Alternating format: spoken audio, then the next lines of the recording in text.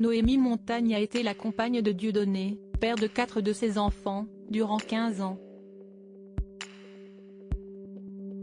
Pour la première fois, elle se livre sur leur quotidien, elle qui se dit sous emprise, et victime de violences psychologiques, au sein d'une organisation sectaire. Un témoignage fort aux Parisiens.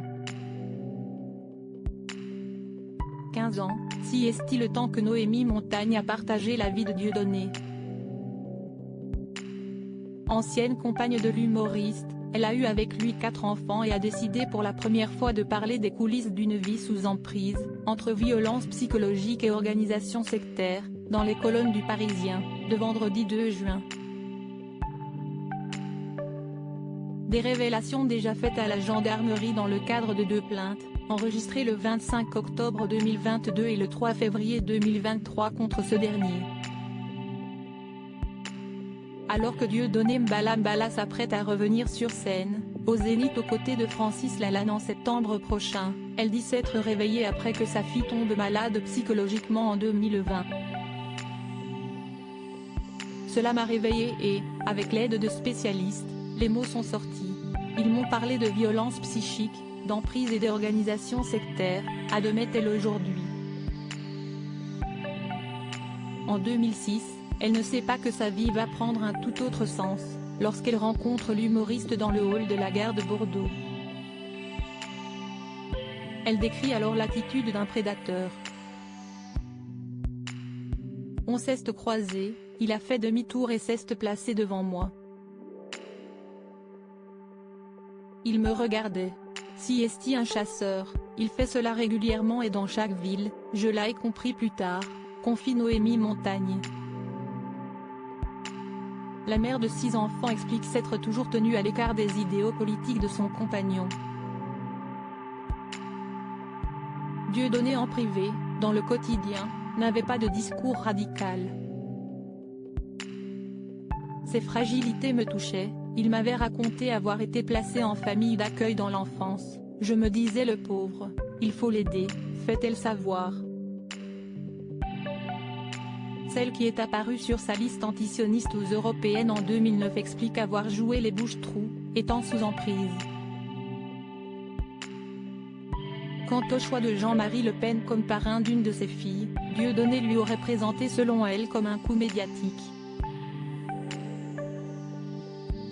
Au sujet du comportement de l'humoriste au quotidien, elle décrit « Il n'a jamais été attentionné. Je le servais, j'avais l'impression d'être importante, suivant les tâches que je devais accomplir et le soir, il y avait toujours du champagne, pour créer une ambiance artificielle de fête. Dieudonné n'est pas drôle dans la vie. Il ne parle que de ses projets, et selon l'interlocuteur il change du tout au tout.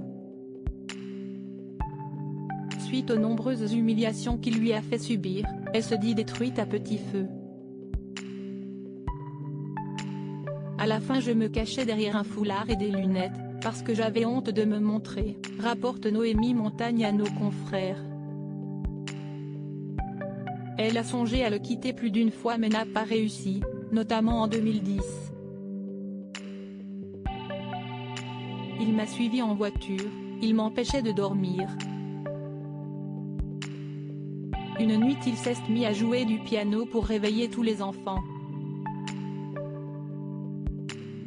Je me souviens d'avoir regardé la fenêtre, j'avais envie de sauter, rapporte-t-elle. Ce soir-là, elle appelle les gendarmes, mais rien ne se passe comme elle l'espérait.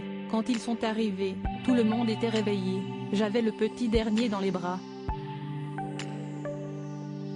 Dieudonné a changé du tout au tout, il a pris un air désolé, en disant « Excusez ma femme, la pauvre, elle allait. »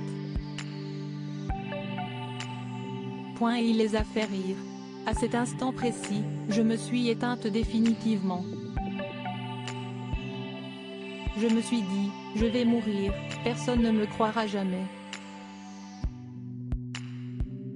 Aujourd'hui, celle qui a travaillé pour Dieudonné dans sa boîte de production, déjà en redressement, et qui a été condamnée en correctionnel à 18 mois de prison avec sursis pour des délits financiers et fraude fiscale, et Dieudonné à 3 ans dont 2 fermes, est allé au devant du fisc et espère pouvoir solder les comptes et payer les 250 000 € que je dois à l'État.